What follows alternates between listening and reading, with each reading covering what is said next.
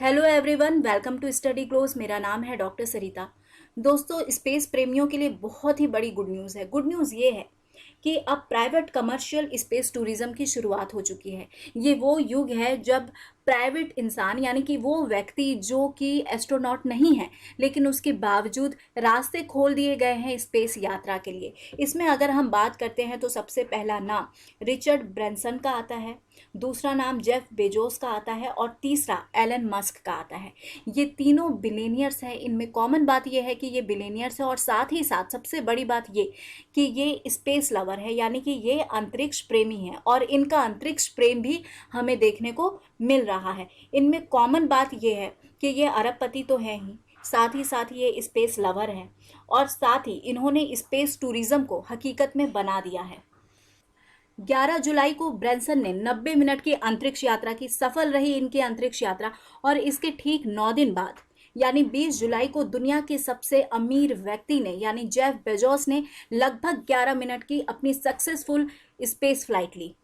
Jeff Bezos ने अपने 3 crew member के साथ अपने स्पेस वेंचर ब्लू ओरिजिन के न्यू शेफर्ड लॉन्च व्हीकल से टेक्सास के रेगिस्तान से उड़ान भरी और सफलतापूर्वक ये पृथ्वी पर लौट भी आए। और इस तरीके से इन्होंने इतिहास रच दिया। इतिहास किस मायने में रचा है इसके बारे में हम पहले आपको बता दें। इस इमेज में आप देख सकते हैं जेफ बेजोस के साथ इनके बाकी के 3 क्रू मेंबर हैं। इन तीनों क्रू मेंबर के बारे में आपको बता दूं कि एक आपके जेफ बेजोस हैं जो कि अमेजॉन के मालिक हैं और अब ये दूसरे बिलियनियर बन चुके हैं स्पेस में जाने वाले। इसके बाद इनके साथ थे मार्क बेजोस जो कि जेफ बेजोस के भाई। अगर थर्ड के बारे में हम बात करें तो ये वेली फंक है जो कि 82 ईयर्स ओल्ड है और ये ओल्डेस्ट एस्ट्रोनॉट बन गई हैं। और यहाँ पर बताएं तो 18 साल के स्टूडेंट है ओलिवर डैमन। तो इस तरीके से एक आपको काफ़ी यंग जनरेशन दिख रही है और दूसरी काफ़ी ओल्ड जनरेशन दिख रही है। और इस तरीके से जेफ बेजोस 2 जनरेशन को सक्सेसफुली अपने साथ स्पेस ट्रिप करके रिटर्न होने वाले बिलियनियर बन चुके हैं। यहाँ पर एक और चीज़ जानने लायक है कि धरती से कितने ऊपर अंतरिक्ष की शुरुआत हो जाती है। तो यहाँ पर आप देख सकते हैं कि ये माउंट एवरेस्ट है जो कि धरती का सबसे ऊपरी रिलीफ माना जाता है। 8.84 किलोमीटर इसकी हाइट है।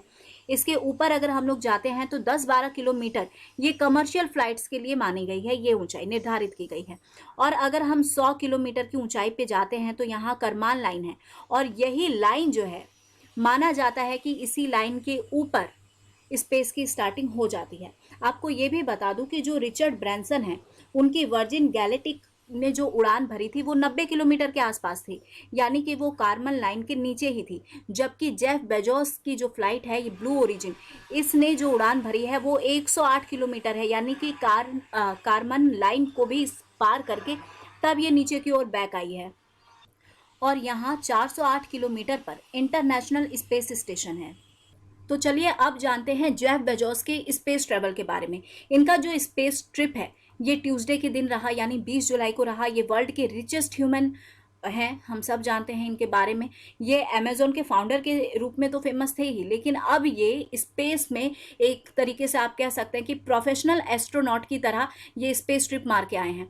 दूसरी बात कि इनकी जो जर्नी है ये लिफ्ट ऑफ हुई, यानी कि इसकी शुरुआत जो है ईस्टर्न टाइम के हिसाब से हम देखें तो 9:12 ठंडी सुबह में हुई। उसके बाद से इनका जो रॉकेट है वो न्यू शेफर्ड रॉकेट है जो कि इनकी blue origin space venture company ने डेवलप किया है। और ये खास करके डेवलप किया है टू डिपार्ट अर्थ, यानी कि ये आपका स्पेस क्राफ्ट है जिसको अर्थ छोड़ के स्पेस की तरफ जाने के लिए डिज़ाइन किया गया। और इनके साथ इनके भाई मार्क बेजोस और साथ में वेली फंक 82 ईयर ओल्ड, साथ में ओलिवर डैमन जो कि 18 साल के नीदरलैंड के स्टूडेंट हैं, ये गए। यानी कि अपने साथ ये 3 क्रू मेंबर को लेकर गए और प्रोफेशनल एस्ट्रोनॉट की तरह रिटर्न होकर भी आए और अपनी खुशी भी इन्होंने जाहिर की। इनकी खुशी किस तरीके से सामने आई है इसके बारे में भी हम बात करेंगे। इनके जो रॉकेट का नाम है वो एलन शेफर्ड के नाम पर रखा गया।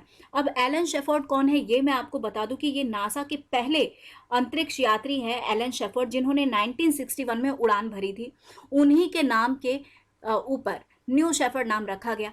और अब आपको बता दूं कि जो ब्लू ओरिजिन है, इनका जो कैप्सूल है, ये कितने हाइट तक गया। शुरू में मैंने आपको बाय मिस्टेक 108 बता दिया था, उसको करेक्शन करते हुए यहाँ पे मैं आपको बता दूं कि 106 किलोमीटर की हाइट पर गया, जो कि लगभग 16 किलोमीटर हाइयर था उस यात्रा से जो कि ब्रैनसन ने की 11 जुलाई को। तो यानी कि आपको पहले ही मैंने बताया कि जो कार्मन लाइन है उसके नीचे ही ब्रैनसन की यात्रा रही, जबकि जेफ बेजोस की यात्रा कार्मन लाइन को पार करते हुए 106 किलोमीटर तक गई। यहाँ पे फ्लाइट का प्रोफाइल आ गया हमारे पास। यहाँ हम देखते हैं सबसे पहले जो कैप्सूल और बूस्टर है ये वर्टिकली टेक ऑफ कर रहा है। वर्टिकली टेक ऑफ करने के बाद लगभग 76 किलोमीटर की ऊंचाई पर ये कैप्सूल सेपरेट हो रहा है, यानी कि आपका जो ब्लू ओरिजिन है ये आपका न्यू शेफर्ड से सेपरेट हो रहा है।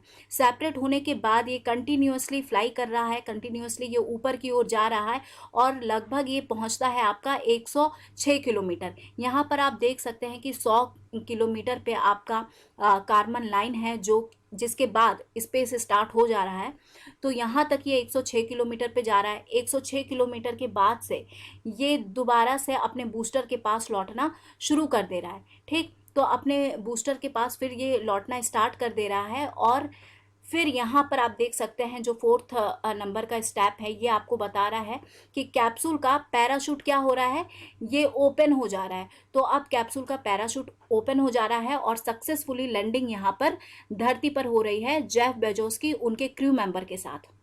इस कैप्सूल में बड़ा सा विंडो था जिससे कि स्पेस से अर्थ के व्यू को देखा जा रहा था और लगभग 4 मिनट तक इन्होंने जीरो ग्रेविटी को फेस किया और इनकी जो यात्रा है ये 10 मिनट 10 सेकंड की ये कंप्लीट फ्लाइट रही।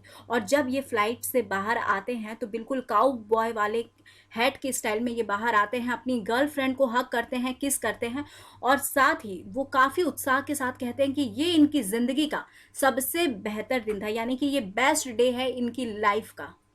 इस इमेज में आप यहाँ पर ये कैप्सूल का व्यू देख सकते हैं और साथ ही इस बूस्टर का।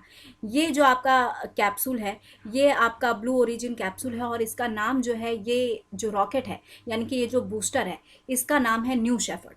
तो यहाँ पर आपको बहुत बढ़िया तरीके से इसका पूरा व्यू दिखाई दे रहा है।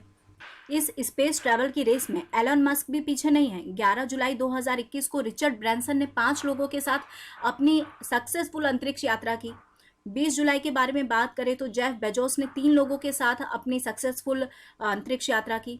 और सितंबर 2021 में प्लानिंग हो रही है एलन मस्क जो कि आपके टेस्ला के मालिक हैं और स्पेस एक्स के मालिक हैं, ये 4 लोगों के साथ अंतरिक्ष यात्रा करेंगे, यानी इनके साथ 4 क्रू मेंबर रहेंगे और ये भी अंतरिक्ष के बहुत बड़े दीवाने हैं और ये भी जाएंगे अंतरिक्ष यात्रा करने। और इन तीनों का मानना है कि ये शुरुआत है और आगे यानी कि 2022 में और कई यात्राएं इन लोगों के द्वारा की जाएगी।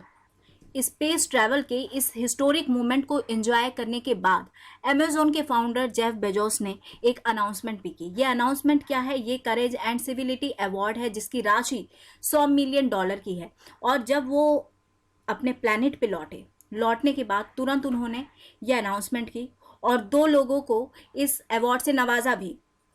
जैसा कि नाम से ही मालूम चल रहा है, करेज एंड सिविलिटी अवार्ड यानी कि साहस और सभ्यता का अवार्ड। ये पुरस्कार उन लोगों को दिया जाएगा जो कि मानव जाति के सामने जो भी चुनौती आ रहे हैं, जो भी चैलेंजेस आ रहे हैं, उनको जो साहस के साथ फेस कर रहे हैं और साथ ही जनता को संलग्न करके उनकी चुनौतियों का एनकाउंटर कर रहे हैं, ऐसे लोगों को, ऐसे लीडर को इंगेज किया जाएगा इस अवार्ड के लिए। तो यहाँ पर 2 लोगों को अवार्ड दिया गया है।